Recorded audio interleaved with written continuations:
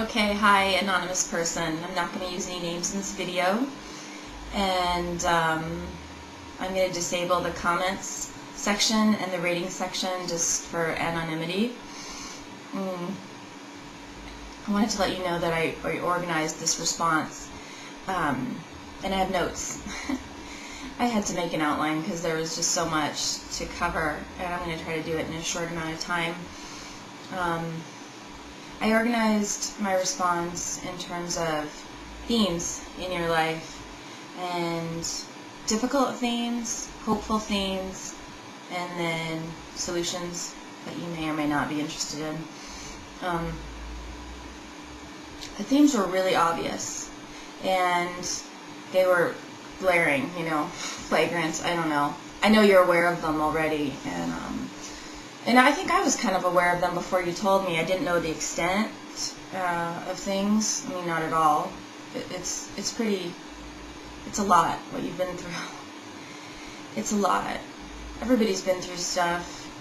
I think every person could go through your letter and say, oh, that might have happened to me or that, but you have just so many events back to back, and I just wanted to validate you up front for everything that you've been through, and the fact that you're still here and you're still hopeful, and I think you're positive, and you're moving forward, so that's great. But I don't know, I just wanted to talk a little bit about some themes that I saw in your life and see what you think. The first theme that I saw was, obviously you have absent men or damaging male role models.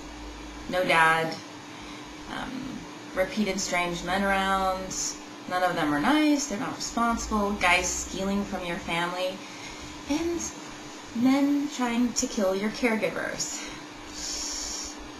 No adult supervision, that's another theme. Adults giving you alcohol, leaving you alone, doing drugs in the house, and being exposed to sex in the home, other people, adults having sex. I don't know, different people have opinions about that. That's kind of borderline sexual abuse. It didn't happen to you, but you're forced to witness it and hear it and, internalize it, whatever. I mean, you took it in. It stuck to you. And so you might want to kind of look. I don't think you have the trauma that a sexual abuse survivor would have in that issue, but I think that you have to look at how that affected your sexuality. Because there's a yuck factor there. There's a yuck factor. Another theme in your life is repeatedly being exposed to trauma and being asked to have the adult role, which is to take responsibility. So, you found a child in the pool. That's like, somebody could do therapy on that just for 2 years, just that. Calling the police when other people are fighting in your house. And by the way, I'm pretty sure that those were felony level crimes. I'm just so ashamed of the police for not reporting any of it and saying, it didn't happen to you personally, it happened to other people in the house, so they're not going to take it seriously, or they're not going to report it.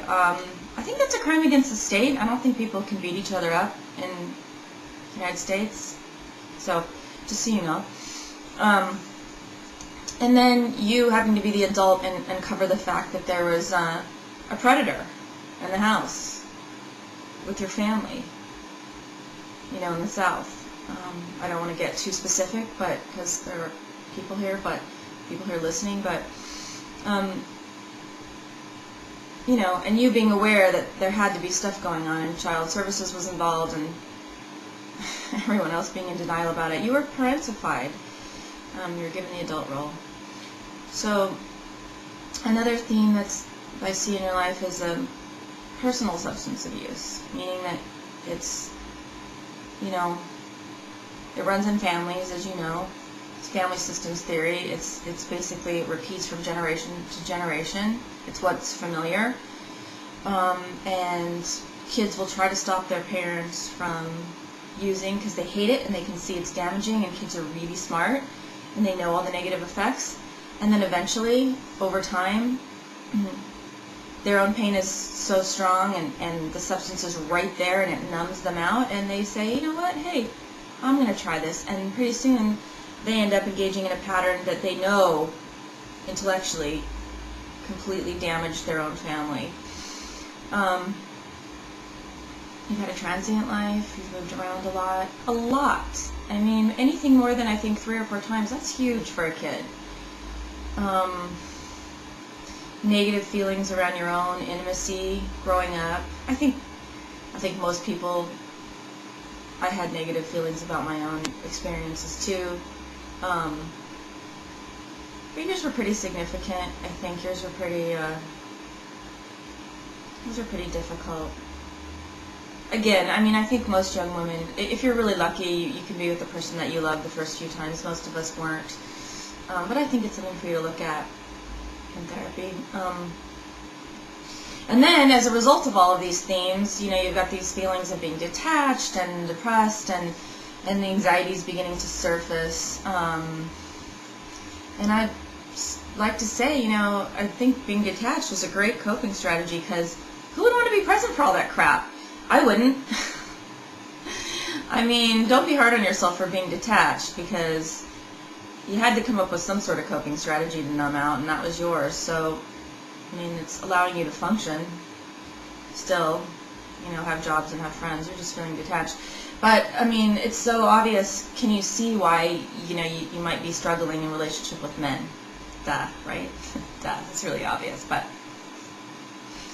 there's going to be a huge transference. Any guy that you're with, you're going to see as one of these many, many myriad, you know, male figures from your past.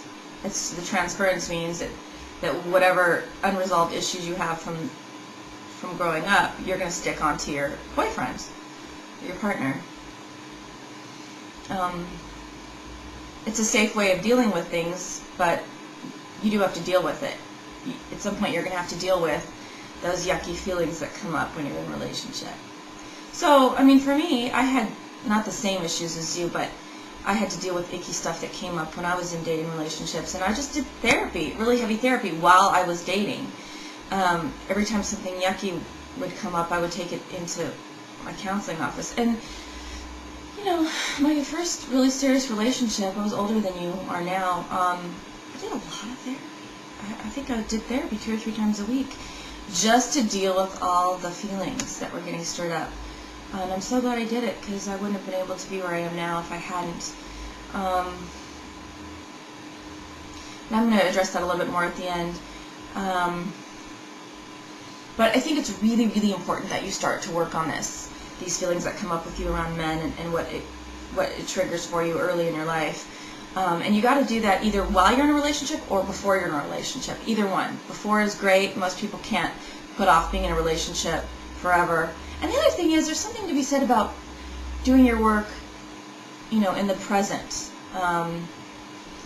Yeah, because you'll never get a better opportunity to work on how bad you feel than when you're when you're recreating or you're engaged in that situation now.